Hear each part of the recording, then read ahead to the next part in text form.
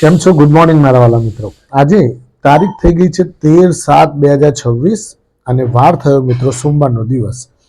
સોમવારનો દિવસ એટલે આપણે બધા જાણીએ છીએ કે જય જય શ્રી ભોળાનાથ, વિશ્વના સૌથી મોટા દેવતા, બમ બમ બોલે, ઓમ નમઃ શિવાય. આજે સોમવારના દિવસે આપણે દરેક મંદિરોની અંદર હર હર મહાદેવનો નાદ ગુંજવા માંડશે મિત્રો, ખરું ને? હવે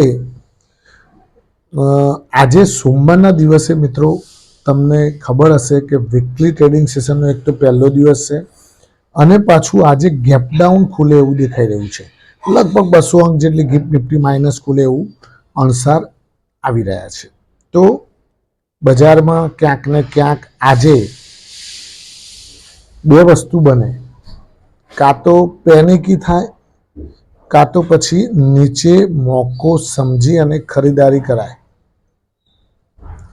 આ લાસ્ટ ચાન્સ એના જેવું છે કે આ છેલ્લો ચાન્સ આપીએ છીએ, ભાઈ ખરીદવું હોય ખરીદ લો, પછી રમરમાટ દોડાવીશું તો પછી કોઈ ઊભું રાખવાનું નહીં હો ગાડી વાળી. એટલે તમને કહી દીધું કે આ ઊભા ગાડીની બ્રેક કરી છે, તો જેને પણ જ્યાં જવું હોય મેક વોટર, હા ના ઢીકણું ફલાણું, તો જી આવજો. પછી કહેતા નહીં ગાડી ઊભી નહીં રહેતી, એવું એ બને, ખરું ને? તો જે પણ મિત્રો પાસે ખરીદવાની ઈચ્છા હોય તો ક્યાંક ને ક્યાંક કોઈ સારા સ્ટોક્સ તમને ડીપમાં મળે તો યુ કેન ટેક પોઝિશન. તમારી જાતે પણ એમાં ડિસિઝન લઈ શકો છો. અથવા તો ક્યાંક ને ક્યાંક મિત્રો આ એક બહાનું કરીને પેનિકી કરવા પણ માગતા હોય તો બંને વસ્તુ આજે આપણને ખબર પડશે કે ક્યાં બજાર શું નીચલા લેવલથી રિકવર થાય છે કે પછી હજુ વધારે પેનિકી કરે છે, એના ઉપર ડિપેન્ડ કરશે મિત્રો. હવે ગઈકાલનું એટલે કે શુક્રવારનું બજાર આપણે છેલ્લે ક્યાં મૂકીને આવ્યા હતા એના ઉપર ફોકસ કરી લઈએ અને આજે કયા કયા સ્ટોક્સ એક્શનમાં રહી શકે છે અલગ અલગ ન્યૂઝ બેઝ, એના ઉપર પણ ચર્ચા કરીશું મિત્રો. તો પહેલાં જોઈ લઈએ મિત્રો, શુક્રવારે નિફ્ટી 244 અંકના વધારા સાથે 24,206 અંક બંધ જોવા મળી અને સેન્સેક્સ પણ મિત્રો 827 અંકના વધારા સાથે 77,569 અંક બંધ જોવા મળ્યો. હવે એફઆઈઆઈડીઆઈની એક્ટિવિટી જોઈએ તો એફઆઈઆઈએ પણ મિત્રો કદમથી કદમ મિલાવીને ડીઆઈઆઈ બંને જણા હાથ મિલાવીને હેડ્યા. 2603 કરોડની કેશ માર્કેટમાં ખરીદારી કરી એફઆઈઆઈએ અને ડીઆઈઆઈએ 2019 કરોડની કેશ માર્કેટમાં ખરીદારી કરી. હવે તમને ના ખબર હોય તો કહી દઉં કે છેલ્લા 3-4 મહિનાથી કોન્સ્ટન્ટ એફઆઈઆઈ વેચવાલ હતી. ખાલી આ જુલાઈ મહિનો એવો છે કે જેની અંદર બાય પોઝિશન અત્યારે દેખાઈ રહી છે. આ જુલાઈ મહિનામાં નેટ બાઇંગ જોવા જઈએ ને માઇનસ પ્લસ કરતા તો પ્લસ બતાવી રહ્યું છે એફઆઈઆઈ, ખરું મિત્રો? તો આ એક ધ્યાન રાખજો. વધનારા શેરો ઘટનારા શેરો પર ફોકસ કરી લઈએ તો ગોદરેજ ઇન્ડસ્ટ્રીઝ પહેલા નંબરે દોડવામાં 16.3% તેજી.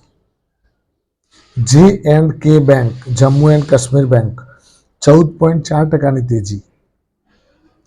જેન્સર ટેકનોલોજી 13.6% તેજી. ઇન્ડિયન બેંક 9.8% તેજી. ન્યુઝેન સોફ્ટવેર 9.3% તેજી. બ્લુજેટ હેલ્થકેર 8.6% તેજી અને MRPL 8.6% તેજી જોવા મળી. હવે ઘટનારા શેરો પર ફોકસ કરીએ મિત્રો તો સ્કેન્ડ્યુલર ઇલેક્ટ્રિકલ 4.8%ની મંદી, અર્બન કંપનીમાં 3.1%ની મંદી, પેજ ઇન્ડસ્ટ્રીઝ 3%ની મંદી, સ્વિગી 2.7%ની મંદી, કેનેસ ટેકનોલોજી 2.7%ની મંદી, એલાઇડ બ્લેન્ડર્સ 2.7%ની મંદી, ફિઝિક્સવાલા એમાં પણ 2.6%ની મંદી જોવા મળી. આ વાત થઈ ગઈ તેજી મંદીવાળા સ્ટોક્સને મિત્રો. હવે વાત કરીએ મિત્રો તો એક ન્યૂઝ છે મિત્રો કે એસબીઆઈની જે પેટર્ન કંપની છે એસબીઆઈ ફંડ મેનેજમેન્ટ, એનો આઈપીઓની તૈયારીઓ ચાલી રહી છે મિત્રો. 9813 કરોડનો આઈપીઓ આવવાનો છે મિત્રો. તો એના માટે SBIમાં પણ આજે હલચલ જોવા મળી શકે છે. હવે બીજી વસ્તુ કે ક્રૂડ વધ્યું છે 4%, 4.5% આજે પ્લસ બતાવી રહ્યું છે. તો સીધી અને સટ વાત છે મિત્રો કે આજે ONGC અને ઓઇલ ઇન્ડિયા આ બંને કંપનીઓ ઉપર ફોકસ કરજો. આ બંને કંપનીઓ ક્રૂડ વધે ત્યારે વધતી હોય છે, તો એ બંને કંપનીઓ આજે હલચલમાં રહી શકે છે. સામે ક્રૂડ ઓઇલ વધવાના કારણે ઓઇલ માર્કેટિંગ કંપનીઓમાં દબાવ જોવા મળશે. એટલે કે HPCL, BPCL, IOCમાં ક્યાંક ને ક્યાંક પ્રેશર જોવા મળશે મિત્રો. આજે મિત્રો પાછું એક રિઝલ્ટ છે HCL ટેકનોલોજી, જે જાયન્ટ કંપની છે ટેકનોલોજી સેક્ટરની, IT સેક્ટરની, એમનું આજે રિઝલ્ટ છે. તો એની અસર આવતીકાલે IT સ્ટોક્સ ઉપર જોવા મળી શકે છે. હવે AIA એન્જિનિયરિંગ મિત્રો, AIA એન્જિનિયરિંગ કંપનીમાં આજે હલચલ જોવા મળી શકે છે. બીજું L&T ફાઇનાન્સનું પણ રિઝલ્ટ આવ્યું છે મિત્રો. તો L&T ફાઇનાન્સનું રિઝલ્ટ સારું જોવા મળી રહ્યું છે. રેવન્યુમાં 25%, પ્રોફિટમાં 29% આવા જમ્પ જોવા મળી રહ્યા છે. તો ક્યાંક ને ક્યાંક રિઝલ્ટના પરિણામ એટલે ટૂંકમાં સારા દેખાઈ રહ્યા છે. તો સ્ટોક્સ ઉપર પણ એની અસર જોવા મળી શકે છે. પોઝિટિવ કે નેગેટિવ એ બધું પછી સ્ટોક્સની વર્તણૂક ઉપર જોવા મળશે મિત્રો. બીજું કે ડીમાર્ટનું પણ એક રિઝલ્ટ આવ્યું છે મિત્રો. તો ડીમાર્ટનું રિઝલ્ટ આવ્યું છે તો એમાં ડીમાર્ટમાં પ્રોફિટ વધતો જોવા મળ્યો છે, રેવન્યુ વધતું જોવા મળ્યું છે. પરંતુ 2-3 બ્રોકરોએ એને સેલ રેટિંગ આપેલું છે મિત્રો. 3400નો ટાર્ગેટ આપેલો છે. એટલે ક્યાંક ને ક્યાંક ડીમાર્ટ પણ આજે હલચલમાં જોવા મળી શકે છે, ખરું ને? કારણ કે રિઝલ્ટ આમ જોવા જાવ તો સારું છે, પણ એ લોકોને ગમ્યું નહીં હોય બ્રોકરેજ ફર્મને. તો બ્રોકરેજ ફર્મને ના ગમે એટલે એ લોકો સીધું એને ટાર્ગેટને ડાઉનવર્ડ ડાયરેક્શનમાં ફેંકી દે. એટલે એની સીધી સ્ટોક્સ ઉપર અસર જોવા મળતી હોય છે. પછી બીજી એક કંપની છે મિત્રો સ્ટરલાઇટ ટેકનોલોજી, જે ઓપ્ટિકલ ફાઇબરનું કામકાજ કરે છે. સ્ટરલાઇટ ટેકનોલોજી ટેલિકોમ સેક્ટર સાથે સંકળાયેલી છે અને ઓપ્ટિકલ ફાઇબરનું કામ છે. એટલે ફુજીકુરા, જાપાનની એક કંપની છે ફુજીકુરા કરીને, એ ફુજીકુરાની કંપનીની સામે કેસ જીતી ગઈ છે સ્ટરલાઇટ ટેકનોલોજી. એની પેટન્ટના મામલાનો એક કેસ હતો. એ કેસની અંદર જીત થઈ હોય એવું જોવા મળી રહ્યું છે. એટલે સ્ટરલાઇટ ટેકનોલોજી પણ આજે હલચલમાં રહી શકે છે મિત્રો, ખરું ને? હવે આ બધા સ્ટોક્સ મિત્રો આજે હલચલમાં રહેશે, મેં જે તમને જણાવ્યા, ખરું ને? બીજી એક વસ્તુ કહી દઉં કે આજે બજાર મિત્રો 200 અંકની ગિરાવટ સાથે ખુલે એવું દેખાઈ રહ્યું છે. તો પેનિકી કરવાની કંઈ જરૂર નથી, ઉતાવળ કરશો નહીં. ક્યાંક ને ક્યાંક ડીપ મારી અને ભગવાન કરે ને ઉપરની સાઈડે પાછું ખેંચે તો બજારની અંદર ક્યાંક ને ક્યાંક આપણને સારા સ્ટોક્સને નીચા ભાવે લેવા માટેની મોકો મળતો હોય છે.